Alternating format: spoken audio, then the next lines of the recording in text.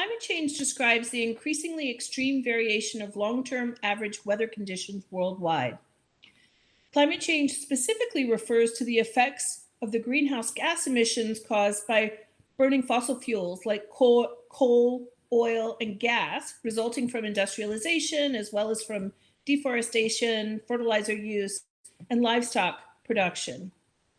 Greenhouse gases concentrate on the Earth's atmosphere, where they absorb and emit the sun's energy, causing the temperature of the Earth to steadily rise. When the atmosphere warms up, it collects and retains more water, impacting weather conditions and making dry areas drier and wet areas wetter. In addition, a hotter Earth means that oceans warm and expand, snow and ice diminish, and sea levels rise, causing a feedback loop that increasingly exacerbates these negative effects. The change has already had a dramatic impact on the Earth's climate. Higher temperatures resulting from climate change have worsened natural disasters. These natural disasters are typically characterized in two ways: slow onset and rapid onset. Slow onset means those disasters that are years in the making, and they can be difficult to notice until it's too late. As decades go by, a climate may become steadily more inhospitable to a population that has been living in it for centuries. For instance, projections suggest that by 2070, up to 19% of the Earth's surface, concentrated around the equator, could have an average temperature equal to the hottest parts of the Sahara Desert right now. Illustrating this issue are events like droughts and sea level rise. In the Sahel, for example, slow onset climatic events have degraded 80% of the region's farmland and drastically reduced food sources, with more than 33 million people classified as food insecure, with women and girls highest among them. And then we have sudden onset disasters, which describe the more acute emergencies generated by rising global temperatures, which impact the frequency, intensity, duration, and timing of extreme weather events, like hurricanes, flooding, wildfires, and heat waves. Although sudden onset disasters are more readily discernible than slow onset events, they may be just as, if not more, destructive. Asia and the Pacific is the world's most disaster-prone region, vulnerable to both sudden and slow onset disasters, including earthquakes, typhoons, flooding, tsunamis, volcanoes, drought, and food shortages. A growing body of evidence tells us that disasters are affecting females differently, and in many cases, much more profoundly than males. An older but nevertheless often cited example is the 1991 cyclone in Bangladesh, where women reportedly were 14 times more likely to die than men. More recently, a multi-country survey undertaken by women's rights organizations after the Indian Ocean tsunami in 2004 indicated that in Indonesia, India, and Sri Lanka, approximately 8 out of 10 deaths from the tsunami were female.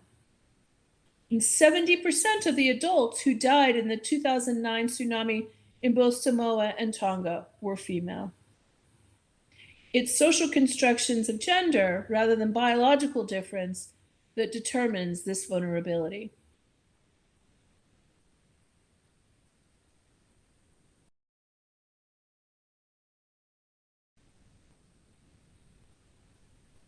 Climate change has the potential to affect virtually everyone on Earth. That said, the effects of climate change are likely to be more devastating on communities that don't have the resources to adapt to a changing climate. And within these communities, we can expect women and girls to be the most affected, as has been the case already in many natural disasters around the world. Climate change creates chronic and acute stressors which exacerbate or amplify pre-existing GBV risk factors for women and girls, such as poverty, rigid gender roles, and personal and community conflict. Many of the risks to GBV are the same for slow onset climate events and acute events. Even so, it's useful to understand some of the specific pathways to GBV that these different types of climate events generate. Slow onset events exacerbated by climate change, such as drought, can increase levels of GBV in a variety of ways. Evidence suggests that communities under stress may adopt more conservative or customary patriarchal practices. In addition, extreme stress, property and communal loss, and scarcity of food and water may contribute to community conflict over resources and increased incidence of violent behavior by men, including GBV. In some cases, additional workloads for women and girls may mean that they are not able to be responsive to the domestic demands of male family members, increasing household tensions that result in violence. In the Sahel, where there's a drought, women and girls are required to walk increasingly longer distances to find potable water and food for their families, making them vulnerable to sexual assault. In the context of resource scarcity, women and girls are more likely to be coerced into sexual exploitation.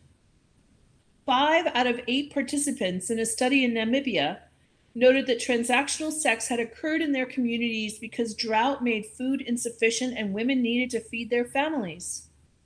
When families are unable to meet their basic needs, evidence suggests that the risk of child marriage also increased significantly for girls. Acute disasters such as flooding, cyclones, and wildfires can also contribute to GBV for many of the reasons linked to slow onset disasters. But there are additional factors that increase the risk of GBV in acute emergencies. Displacement caused by such events can increase the risk of exposure to GBV in transit centers or refugee camps.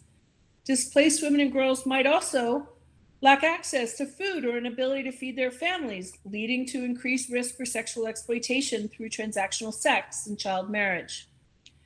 After Cyclone Cedar struck Bangladesh in 2007, criminal networks forced some women and girls into prostitution along the Indian border. Child marriages also increased after Cyclone Cedar as a means of reducing families' financial burdens. Poorly designed relief efforts compound these risks. A study of humanitarian response humanitarian response effort in Samoa following a cyclone in 2012 found that the unequal distribution of supplies created community tension, indirectly leading to a rise in intimate partner violence.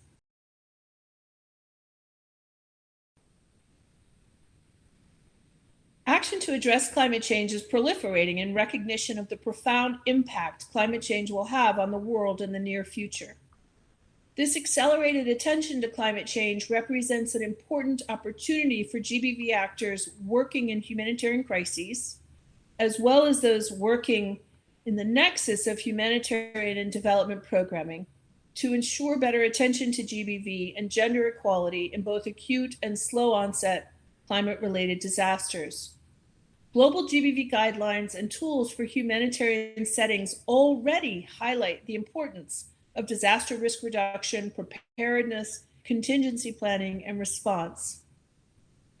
However, efforts to link GBV and climate change are relatively limited, and even efforts to link GBV and disasters more generally still need significantly greater attention.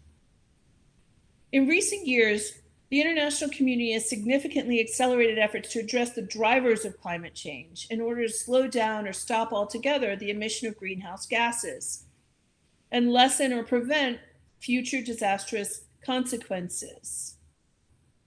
However, the engagement of the humanitarian community in this effort has been somewhat limited. As well, the engagement of GBV actors focusing on disaster response has been limited.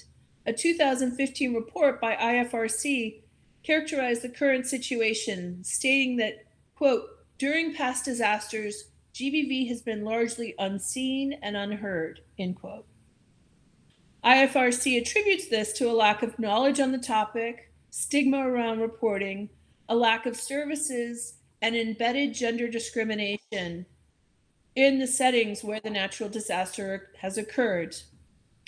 This latter factor, the factor of gender discrimination, has also been acknowledged by organizations like the UN Office for Disaster Risk Reduction, which has recognized that, quote, patriarchy is reflected in the lack of gender disaggregated data on disasters that serve to keep female mortality, injuries, and violence invisible, end quote. So, it's critical for the GBV community working in humanitarian response to scale up its knowledge and capacity in the area of climate change reduction, also in the area of disaster response. A couple of thoughts on this. The GBV community must build their understanding of the global, regional, and national systems, policies, and funding streams related to climate change. Because these systems are often included within and guided by development progress, this means that GBV actors working in humanitarian crises will need to link to development action. It's important that GBV actors also build out the capacity of relevant government partners, such as ministries related to women's affairs, to understand and get involved in climate change action at the national level. This includes influencing climate change policies and national action plans, and understanding how to access climate change funds to support GBV prevention and response. As well, newer approaches to disasters, including climate change adaptation approaches and anticipatory actions, offer exciting opportunities to improve efforts to prevent GBV and to ensure comprehensive and safe services are available to survivors affected either by slow onset or acute climate-related emergencies. However, the reality is that there's still a gap in standardized integration of attention to GBV and disaster risk reduction, including preparedness and contingency planning. Better integration of GBV across all frameworks and response actions is necessary. And this integration doesn't need to reinvent the wheel. The guidelines that exist for promoting better prevention and response to GBV and emergencies, particularly conflict settings, are equally relevant to natural disasters.